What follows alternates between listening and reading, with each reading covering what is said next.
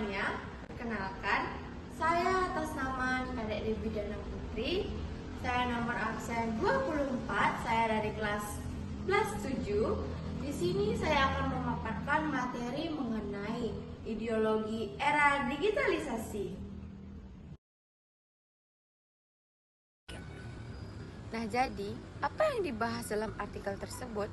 Artikel ini membahas bagaimana Pancasila sebagai ideologi negara Indonesia menghadapi berbagai tantangan di era digital. Kemajuan teknologi memang memudahkan komunikasi dan mempercepat penyebaran informasi, tetapi di sisi lain juga membawa dampak yang menggeser nilai-nilai Pancasila.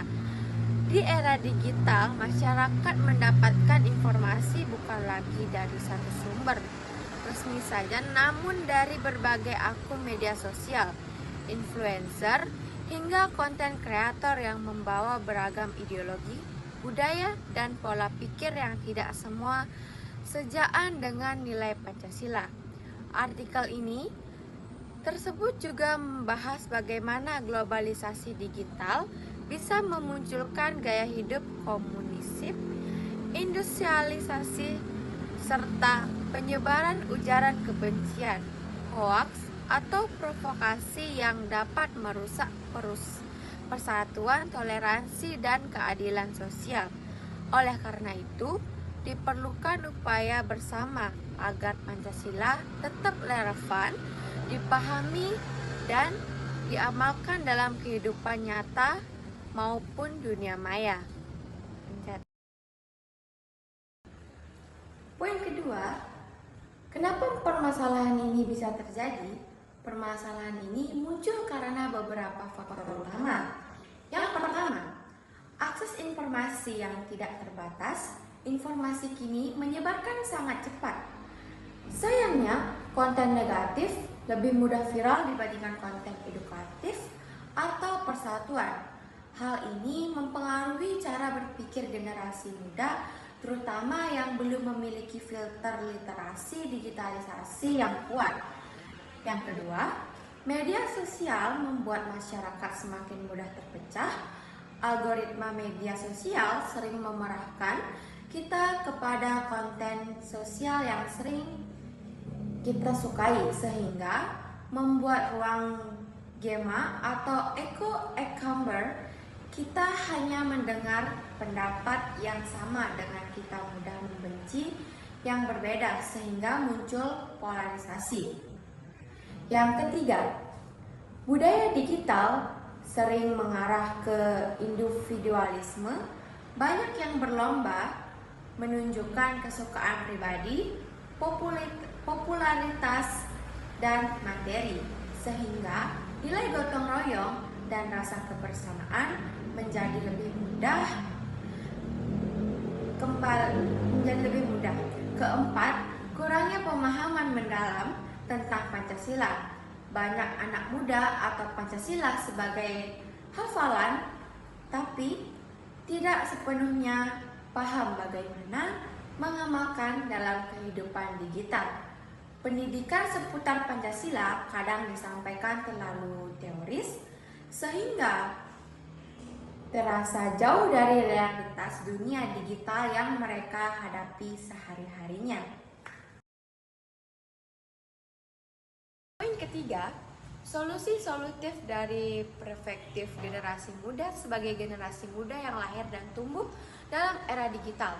Kita sebenarnya memegang peran penting untuk menjaga Pancasila tetap hidup dan relevan. Solusi pertama adalah meningkatkan literasi digital.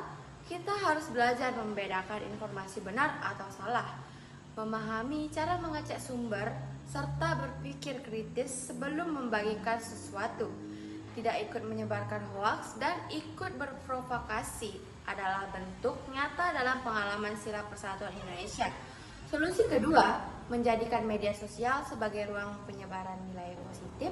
Kita bisa membuat konten yang mencerminkan nilai gotong royong, toleransi, menjaga kebersamaan, kampanye inti perlindungan, serta membangun empati. Konten kecil namun konsisten dan dapat memberi dampak besar.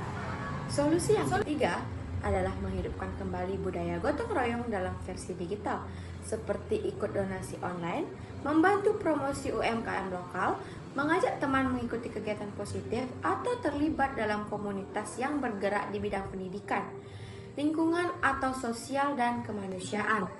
Solusi yang keempat, kita dapat menghidupkan Pancasila dalam tindakan, bukan sekadar ucapan. Contohnya, ramah saat berdiskusi walaupun berbeda pendapat, menghargai keberagaman suku, agama, kultur, dan latar belakang di ruang digital, serta tidak menjadi perbedaan sebagai alasan untuk menyerang seseorang. Solusi yang kelima, meminta agar pendidikan Pancasila lebih kreatif dan relevan, tidak hanya berupa hafalan, tetapi dikaitkan dengan masalah digital nyata seperti cyberbullying, perundungan, ujaran kebencian, toleransi, dan etika digital. Hal ini akan membuat pelajaran Pancasila lebih dekat dengan kehidupan sehari-harinya. Nah, jadi kesimpulan yang bisa saya tarik, akhirnya kita dapat menyimpulkan bahwa era digital bukanlah musuh Pancasila.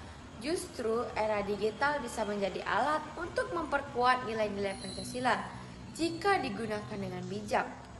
Namun, perkembangan teknologi yang begitu cepat bisa menjadi ancaman jika kita tidak memiliki literasi digital dan pemahaman ideologi yang kuat. Tantangan seperti ini, polarisasi masyarakat, penyebaran hoaks, budaya individualis, dan lunturnya gotong royong harus kita hadapi bersama. Sebagai generasi muda, kita tidak boleh hanya menjadi penonton. Kita adalah pengguna digital terbesar dan kita adalah penerus bangsa.